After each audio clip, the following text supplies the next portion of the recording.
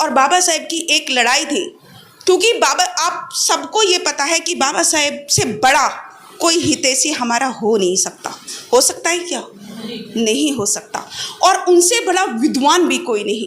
तो उन्होंने कोई भी बात गलत नहीं कही होगी। 1942 की एक घटना बताती हूँ कि जब वो लॉर्ड लिथंगो के पास गए तो उन्होंने कहा कि बाबा साहेब सर, आपने 3 लाख रुपए जो है मुस्लिम यूनिवर्सिटी को दिए, 3 लाख रुपए आपने हिंदू यूनिवर्सिटी को दिए, तो हमको भी 3 लाख रुपए चाहिए।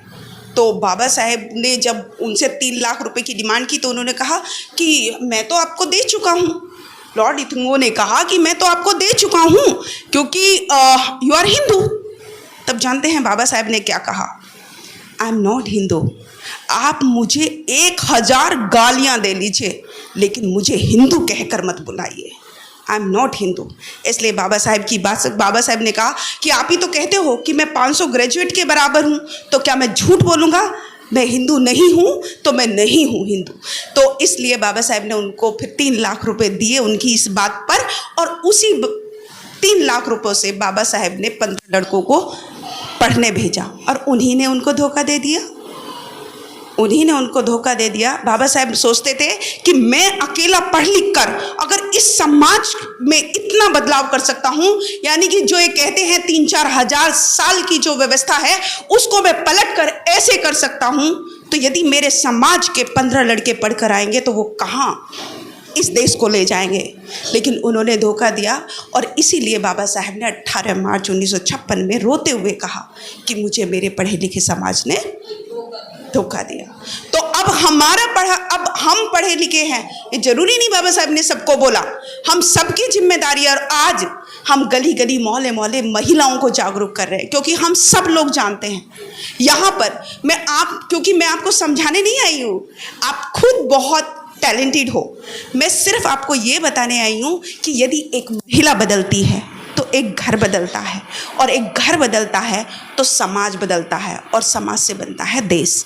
यदि हमको सच में एक्चुअल में हमको भारत को बुद्ध का भारत बनाना है, बाबा साहेब का भारत बनाना है, तो हमको घर से निकलना होगा, अपने संस्कारों को चेंज करना होगा, दूसरे जो लोग हैं उनको भी जागरूक करना होगा। कि बाबा साहेब की एक पुस्तक है, डॉक्टर अम्बेडकर एक संघर्ष। उन्होंने लिखा अपनी किताब में कि मैं अपना अनुयायी उसी को मानूंगा जो अपने पूरे जीवन भर में 4 लोगों को जागरूक करे, अपने पूरे जीवन में 4 लोगों को जागरूक करे। तो जब मैंने पढ़ी ये बात तो मैंने खुद से वादा किया, मेरा किसी से कोई बस नहीं चलता, ना ही मैं किसी को कुछ कहती हूँ, मुझे सिर्फ अपने आप से मतलब है मैं क्या कर रही हूँ। मैं खुद को देखती हूँ कि क्या मैं सही कर रही हूँ, क्या मैं लोगों को जागरूक करने का काम कर रही हूँ, क्या मैं अपनी फ़र्ज निभा रही हूँ, अपनी ड्यूटी निभा रही हूँ।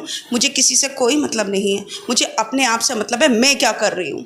तो मैंने एक प्रण किया कि बाबा साहेब आपने तो मुझे सिर्फ 4 लोगों का टारगेट दिया है, मैं उसमें 0 लगाने का काम करूंगी जब तक मेरी आखिरी सांस रहेगी, फिर वो चाहे 40 हो, 400 हो, 4 लाख हो, कितनी भी हो।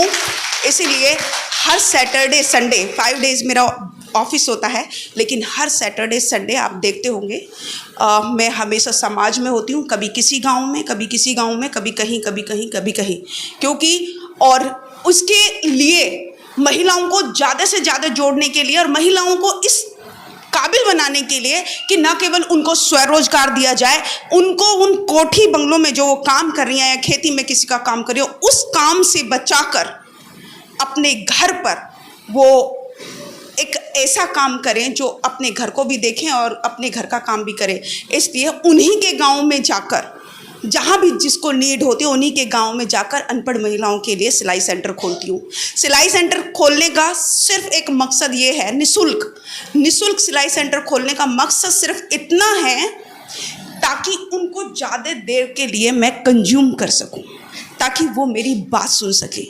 क्योंकि आप एक दिन बुलाओगे महिलाओं को तो आएंगी, लेकिन अगर रोज़ रोज़ बुलाओगे तो नहीं आएंगी। तो इसलिए ये सिलाई सेंटर खोलने का मकसद सिर्फ इतना ही। ब्यूटिशियन या कोचिंग सेंटर बच्चों के लिए, क्योंकि हमको आगे लेकर जाना है समाज को। और आप सभी बहनों से मैं ये अपील करती हूँ कि थोड़ी सी कमर कस लीजिए, क्योंकि हमको अपना काम करना है। जिस तरीके से हम अपने घर का काम करते हैं, जिस तरीके से हम अपने ऑफिस का काम करते हैं, उसी तरीके से हमको अपने समाज का काम करना है। और हम किसी पे एहसान नहीं कर रहे, हम किसी पे एहसान नहीं कर रहे। आज हमको इस काबिल बना दिया बाबा साहेब ने कि हम खड़े होकर बोल पा रहे हैं। अदरवाइज़ तो आपने देखा होगा कि किसी भी तरीके का कोई भी राइट नहीं था, यहाँ तक कि ऊपर का तन ढकने का भी राइट नहीं था। तो ये जो राइट हमको मिले हैं, आज हम रानियों की जैसी जो ज़िंदगी जीते हैं, उसमें से थोड़ा सा टाइम, रोज़ नहीं निकालना, थोड़ा सा टाइम निकालिए और समाज को दीजिए।